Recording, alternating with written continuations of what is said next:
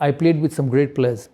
I'll tell you a story here, and for me that was very important part of leadership. And I spoke to you about man management. There was Sehwag batting with me in the middle, and we were chasing that night 320 where I took my shirt off. And I was very upset at lunch because England got 300, 325, and in those days, this was about 2002.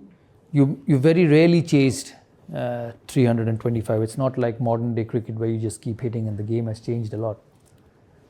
So I was walking down this long room at Lord's, and Sehwag was whistling behind me. He had his pack. He was that sort of a person. He was whistling behind me. So I turned up to me and in Hindi I abused him and said, "Ek to 325 banane dete, uske upar you think it's a joke." So he walks past me and said, "Skip, we're going to win this." I said, "Let's see." So we went. We started very well, both of us. And after 7 overs, we were about 70 for no loss. I was batting on 40 odd, and Sehwag was also batting. So Ronnie Irani, and many of you would have known in England, Ronnie Irani was bowling from this end. And I went up to Viru and said, we've got a good start. I think we can get this total, but don't get out. We've played the harder bowlers. There's a weaker bowler coming in. Let's just keep taking 6-7 runs and over, because that's what we need. He said, yeah, fine, no problem. So Ronnie runs up from this end. He hits the first ball over mid-off for a 4.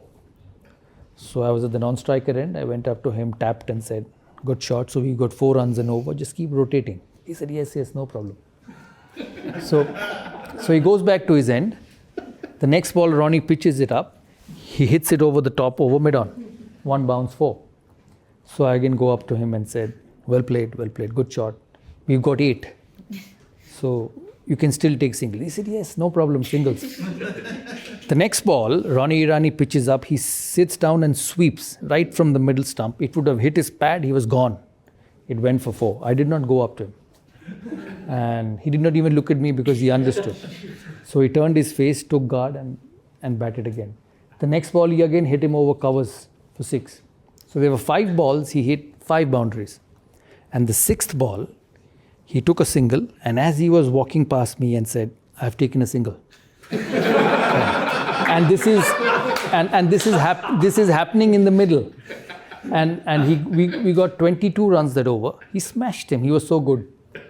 So I was furious at the other end because he did not listen to me. So I had 2 options. Either I woke up at the middle and given him my peace of mind.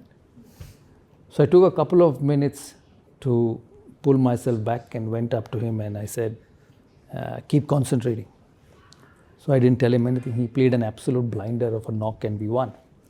We finished the game, we won, and as I sat in this dressing room upstairs, he was slightly far away from me and I was sitting here. I kept thinking to myself, I said, today you won this game because that gentleman at the other end just took the opposition bowler on. And what were you thinking of telling him? That be conservative, take a single, go to the next over. But here was one person who felt that he could hit him for 20 in that over and turn the game around. And I say this to all of you here because sometimes as a leader, when you work with different people, you have your own way of doing things, your own way of being successful, and you go and tell him, hey, this is the way I think is right. Let's do it. And we'll win that way. But there's the other person who's more talented, who's more gifted, who looks at things differently and probably has a better solution than you. And it was Sehwag that day who had a better solution than me. And it taught me a lot. We did win the game, but it made me a better captain. And a couple of days later, I met him at the breakfast. I said, why did you do this? So first question he asked me, are you angry on me? I said, I was, I'm not anymore. He said, good. I said, I told you to play singles. Why did you hit him? He said, I felt that was the best thing to do at that particular moment. He said that was the best thing I felt would win India the game at that particular moment. And it was such a lesson for me on captaincy. I said, I have a Sehwag who's different. I have a Dravid who's different. I have a Ganguly who's different and I have a Harbhajan Singh who's different. They can't play the same way. So if I have to be successful, I have to understand that they win cricket matches their way. And I have to let them do that.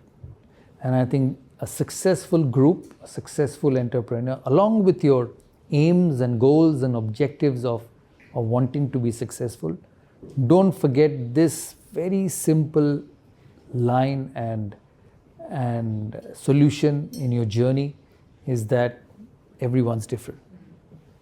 And you cannot make everyone play the same way or everyone work the same way. As long as he delivers for you, as a leader, you need to have that a capability of adjustment in you. And I say that, when you manage individuals, you have to manage them differently. Yeah, and you cannot expect every individual to behave, react, work, and do things the same way. That is very important in leadership.